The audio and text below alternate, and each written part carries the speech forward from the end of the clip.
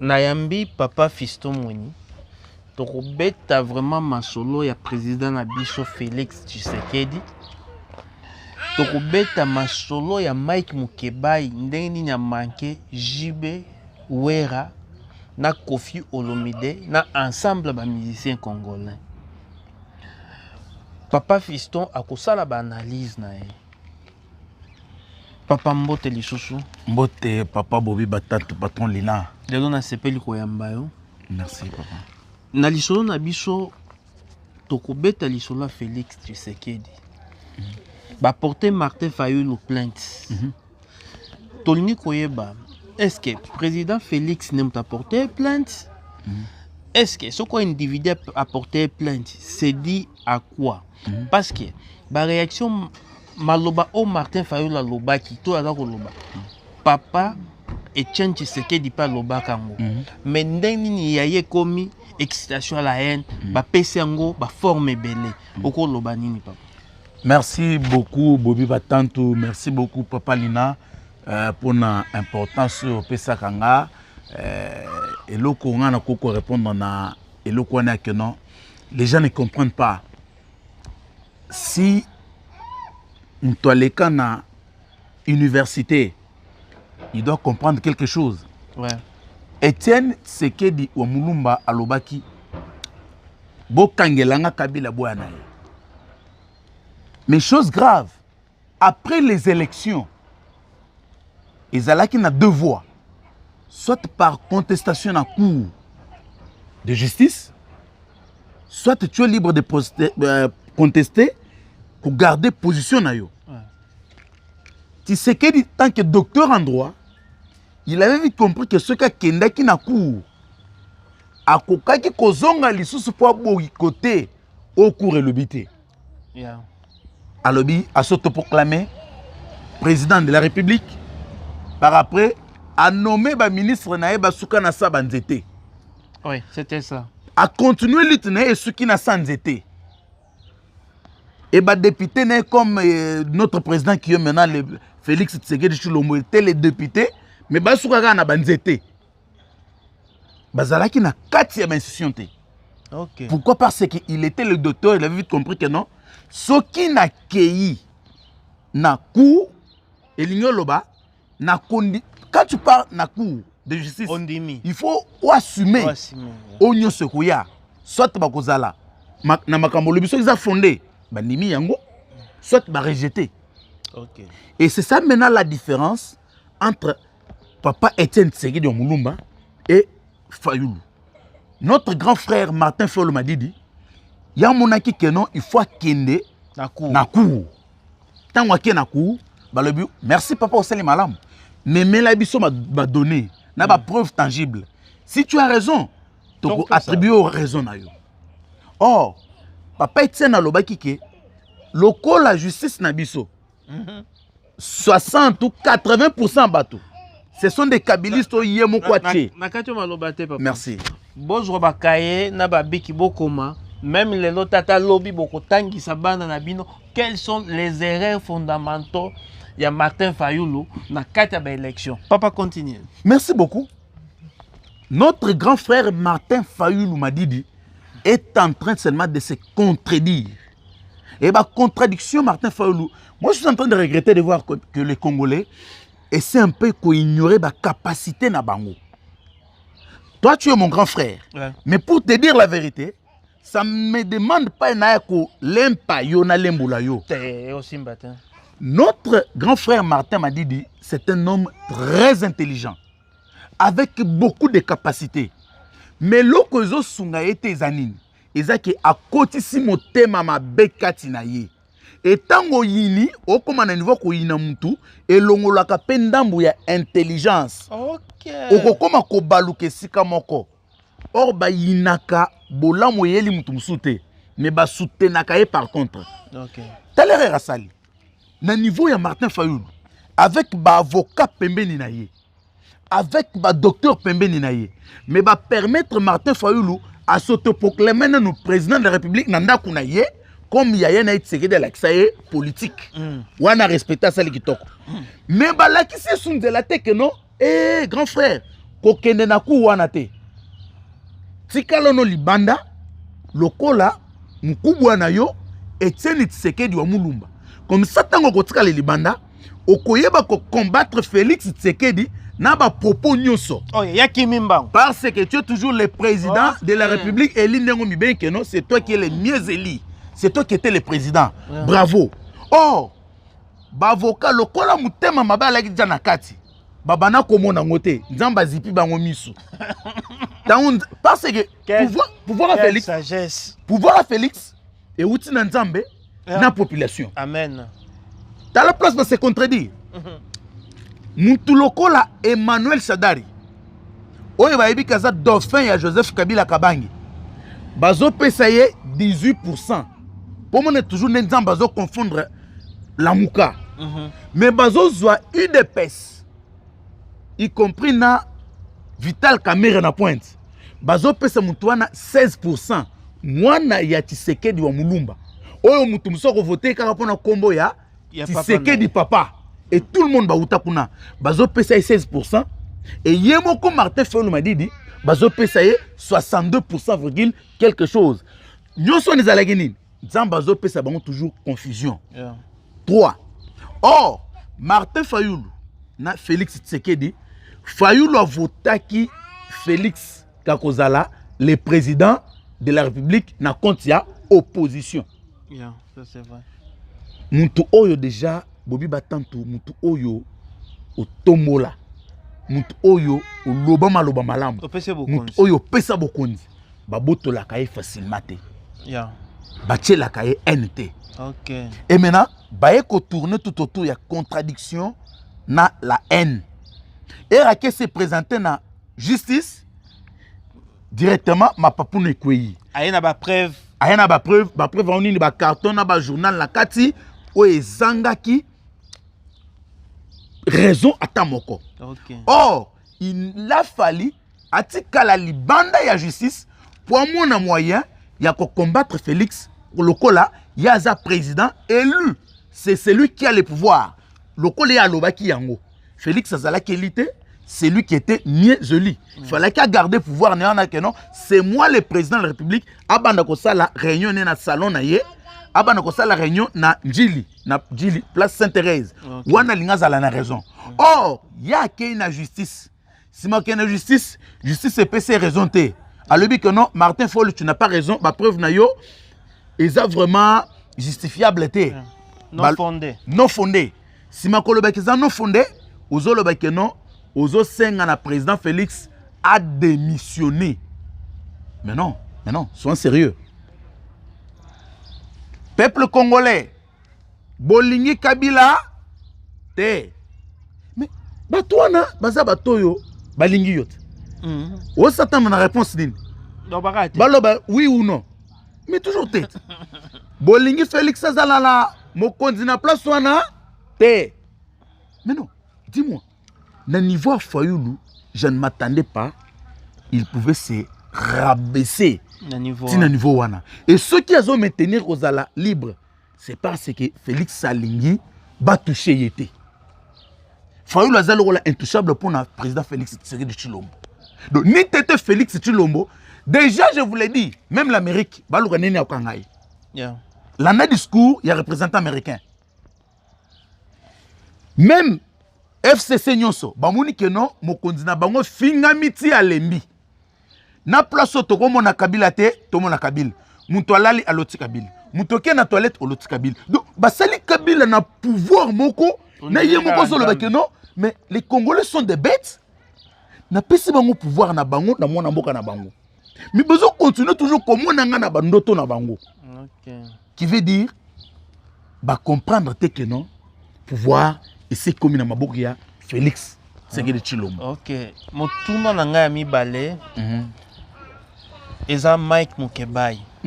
Tolandaki Mike Mukebai na ba réseaux sociaux, na ba télévision a fini à critiquer Mutuneti Wera. Tokozona no Wera par rapport à Mike Mukebai. Et puis tokende na Jibe par rapport à Mike Mukebai. Et puis tokende Kofi par rapport à Mike Mukebai. Et puis tokolobela ba musicien congolais. Papa olobi nini tango monaki Mike Mukebai aza ko critiquer mutu neti Wera akoka ko sala nini na parlement akoyemba yo epa na yo esalaki ondengeni Bobby Batantu patron Lina Wera premièrement Ngiama Makanda Wera Tsone ya mi balangwana biso toza bato toteyaka mais côté lobité que lokola ser na biso moko sala kerer bazo tuna ye est-ce que yebi chala mwana na yebi yete OK chala mwana na mwana muke ayebi ye mais yo na âge non yebi chala mwana te c'est une honte ya lokola bato lokola sko yazalo plus que chala mwana Ngiama Makanda Weranson c'est un leader et puis a représenté Congo na presque continent et Afrique a représenté Congo en Europe partout ailleurs Ngiama Makanda Weranson mérite du respect na ba Congolais mérite du respect na ba leki na ye voire même na ba yane mususu parce que azamut oyo ba yane mususu ba okisa Congo soni Ngiama Makanda Weranson a pesi Congo valeur ayeko tombola jusqu'au Congo na art moi je suis licencié en relations internationales na Sina campus mukolo a possibilité de tourner sur émission susu na koyela oba mémoire on a défendre na ko sala de quoi je suis capable na ko l'action yango j'ai travaillé sur l'Union européenne face à la politique américaine au Moyen-Orient cas de l'Irak ce qui boké na unikin beaucoup mona TFC plus mémoire mais nazana niveau Ngiama te nazana niveau Ngiama te au cause à la licencié et le but est que ceux qui sont licenciés aux amaillés les plus que gradués aux amaillés les plus que D6 Ngiama Makanda Weranson mérite du respect liboso il y a population congolaise c'est ça mais na niveau il y a Mike Mukebai azo kende ko manquer respect vous excusez un peuple congolais moi personnellement tant que Moussali Nanzambe j'étais vraiment achoppé parce que même si tu es na rang kozala okokoma na point ko manquer mutuluko la Wera ta Wera baza bato yo soki lelo Congo ezapé Congo ezoye banana culture et art on en parle de Weranson combien de musiciens au lelo ba komi coller sa mabota na bango kaka pona Wera je vous dis nga mukolo na mona banda kwa Wera na loba en tout cas Ngiama nanga ya yo eleki au somoni betoile mibale tombwami etelemi mais ça banda ku même couleur même modèle autour de ce que non oiza Ngiama Makanda Weranson les États-Unis ngana tozao tozaba résident ngana toza les États-Unis Bobby Batantu patron Lina tozana mukanda ba résident permanent 10 ans renouvelable 10 fois yo sombi déjà ndako na ozulangwa ya jo sombi déjà ndako ngamo na zana ngote mais Ngiama zana house mon frère plus de $300,000 plus de 300,000 ou sombi kaka pona mwasi na ba exaucer ayibate place nini to kanga Ngiama ka détourner et puis quelque part un homme illégal au Kola Weranson azana buta basine longi bongo bana batanga université des États-Unis c'est combien il faut qu'on informe kaya si université biso tozawa tozomona neni bato bazonyu kwa mapona tank sabana mais Wera azo tank sabana na pete nyonso pas moins de $45,000 pas moins de 45,000 mais ozomona mutu lokola Mike Mukebai oya ye na veste enzuluka oyo Wera ko engager ye en tout cas ba congolais bolimbisanga na kofinga te mais to meke mpe ko recadrer makambu po boko komona na zote bi pasteur afingaka bazongi sena nzela tozongi se muke na nzela Mike Mukebai aye na chemise nzuluka aza muto nzamba ramasser na se azo matise muke mais nzamba ramasser Mike Mukebai atombole muke asa ramasaki Wera kala atomboli ye déjà po ba utina ba jibe webi ke muto alaki na gaz na wenge muzika eza tangu jibe piano tangu Wera abali aboti Mike alors luka ndenge nini asisa clash humanité et puis ko sisa clash wana tamu supo ali pazo senga Moi, je suis universitaire. On a vu au Sengati. Mike a senga lipa pour battre les mwamba. Parce à l'université, toi là qui moment moro, Mike ebi makambo. To bana da même pas tous autres mwamba. To cha mwamba na sucré pemeni. Ce qui nga maleki viens na ngawera. Kabela ngata moi 2000 ko. Ndevi à Mike. Mais aujourd'hui, ils ont tellement pour finga mon toloko la wera. Olongo na wera aucun Jean Bedel. Jibem Piana. L'homme de Fridaouz. Tant alors fêter $1 million, Mike sont sérieux. Oh, ce qu'on finit wera, au finit JB. Au finit JB, au finit wera. Mais, sont sérieux quand même. Mike. Zala sérieux. Batie yo. Batie na JB. Batubaleka 15 personnes. Baponanani. Batie yo. Batie wera. Batubaleki 15 personnes. Baponanani. À qui plus loin? Il y a toucher le col à mon pao mokonzi. Mais non. Moutou est bébé. Mon non, mais non. Mike, ça, tu es malade. Et puis, Moutou le col à Daniel Saf. Et puis, je me pose la question, Banani va voter Bino na mboka wana. Parce que bato bazo raisonner. Papa, pour ton information, naza expert na seni. Au moins, batoneti ba Mike, ba Daniel Saf. Ba nomaki bango. Ouais. Pona ba kanga munoko, ba loba makamba ba congolais. Oui. Tu comprends? Il y a un monde de salaki que non. Il y a un monde de sali pe bango, ba kuma mitu makasi. Parce que ce qui est vrai, Mike Mukebay, tu n'as jamais été intelligent. Jamais. Parce que son là qui m'a yélé, on va tenir ba propos na TVT parce que ko memo pe musika. Akomi ma yélé pozo tenga miselingala. Akomi ko tenga miselingala zolo ba lingala bakanja. C'est pour cela que je vraiment que non, Amaël ce qui a tenga misi lingala, a remis le balogola mungala. Mais écoutez, aux alopes comme mungala, même maintenant zolingo copier mungala. Je ne sais pas ce qui a za colonie, évitez mais c'est un Congolais quand même. Mais zolinga. Na lukana ba place à. A komi ko lingala balogola mongo. Mongo. Nzoka za mongo te. Mais Mike Mukebay respectez Werako.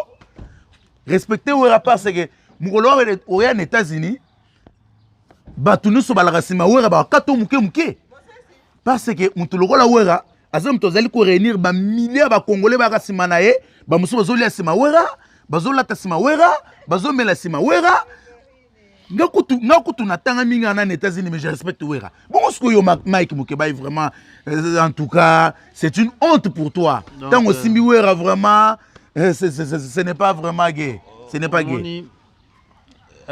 Papa Fiston, na sepela eko yambo makasi. Na lingi mwa ko bakisa muke. Ndeko Mike Mukebay, en tout cas, ce qui est vrai au ponaki cible mabe parce que au moni soko lingo discuter makamususu. Oko finga na yo Daniel Safu. Bino na bino bola ndenge moko boko swana. Eza batu misusu ba finga kate. Ezaneti tangu ofingi wera, ofingi Jibem Piana, ofingi Kofi Olomide.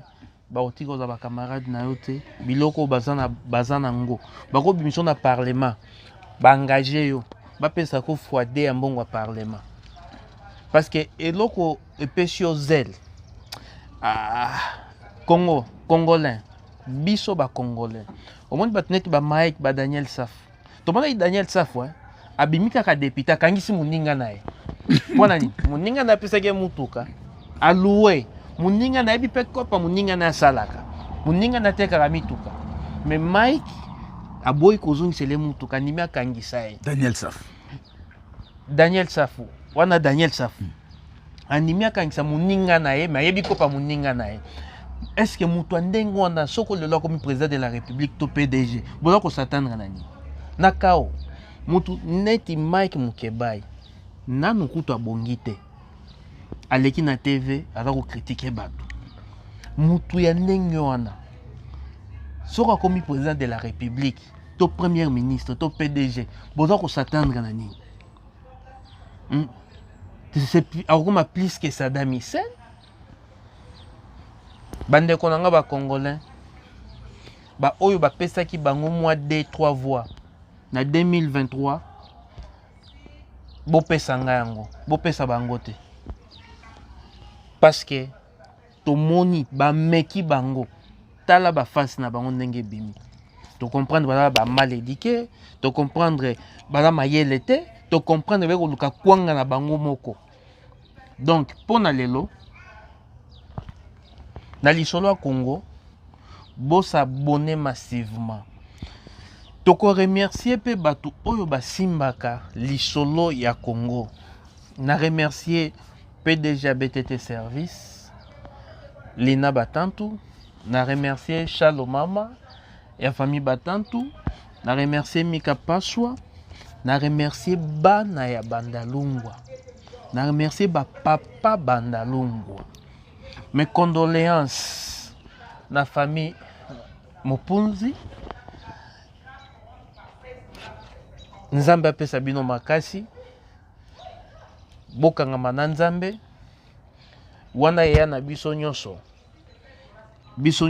tokolela elongo, bana bandal tolela elongo, topesi bana Kinshasa mbote, bana Congo mbote lisusu tosimba na loboko bo like lisolo ya Congo. Papa fils papa nanga bobilina tokabona boye te. Ozana batu na yo oyo kopesa mbote bala kotala yo bayoka. Merci beaucoup papa Lina. Mbote belé na ba Congolais nyonso en général. Mbote na mama Mika Paswa, mbote na Linzaka Nike bisika zalie wazo sala boulot bi tomboka kayu. Mbote belé na motema papa Beti Kasanda Beti Mwenyi ya pembe. Mwasa pembe nengo lela ko benga mbote belé na Yajo, mbote belé na Bertin Kabala, mbote belé na famille Mwenyi, mbote belé na Nico Kozis, mbote belé na Sayo. Bon, vous êtes belé vraiment, Pasteur Mpinda le Germe, Ogi Mouchenge, tout le monde. Vraiment, na venanga moudi de dire, mbote belé na tous les Congolais, na pisi bino mbote mingi. Bo s'abonner na lisolo ya Congo. Bo like. Tozana bino tina suka. Congo 2019 yangonde makambo. En tout cas, na sepele ko merci beaucoup nga na sala opportunité nzela na outi vraiment na outi ko koma na Saint-Jo na hôtel Saint-Jo vraiment mais na imba ngoko pour émission vraiment. En tout cas, merci beaucoup papa Lina. Na za na retour déjà na zozonga. En tout cas, na sepeli. En tout cas, merci beaucoup. Au revoir.